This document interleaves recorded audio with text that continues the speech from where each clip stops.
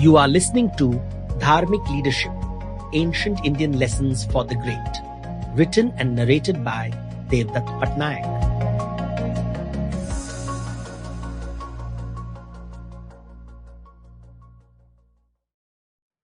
Table of Content. Introduction. Why Dharmic Leadership? Structure of the book. Practice of Dharmic Leadership. How to exchange. What is exchanged? Who is exchanging? Theory of Dharmic Leadership. Invention of dharma. History of dharma. Integrating dharma globally. Introduction. Why Dharmic Leadership? In the jungle, the big eat the small. No one helps anyone. In dharma, the big help the small. But that can only happen when you feel secure. Most rich, powerful, and knowledgeable people are not. That is why they continue to consume, combat, and compete, oblivious of other people's hunger. They fear they will be eaten if they do not eat. They live in a dog-eat-dog world.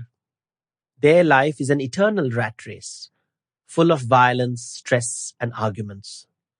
A jungle, a war room, a Rana-Bhoomi.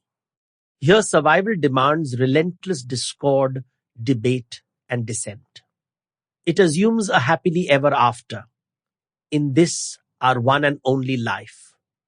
But that is always elusive. If you believe this is the only truth about this world, you are colonized by Western myth.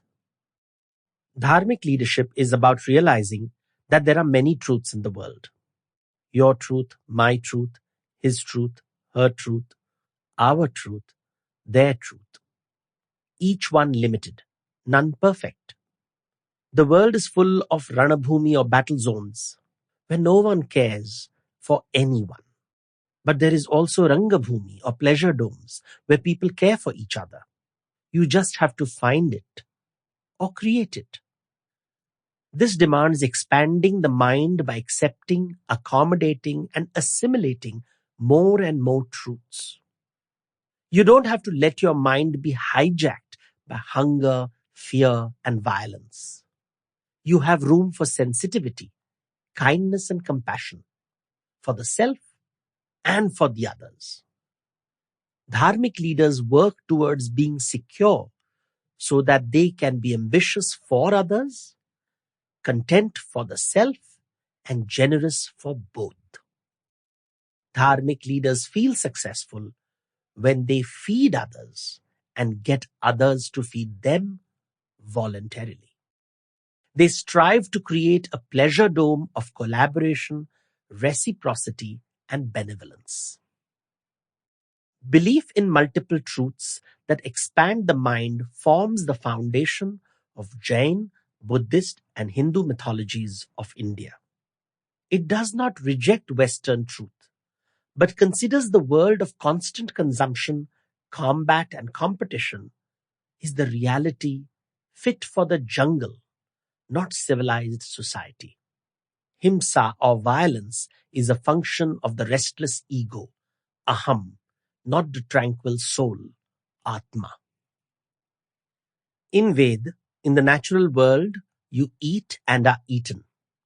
But in human culture, you can feed in order to be fed. In other words, human culture is one where we help each other, where we can enrich, empower, and enable each other, where we first give, then receive, rather than grab. The first step to helping each other is to appreciate that other people have different truths from you, and that every truth is valid for the believer, and that every truth expands over time. Listen to other people's truth. Do not argue with them. Appreciate other people's truth. Sample complete. Ready to continue?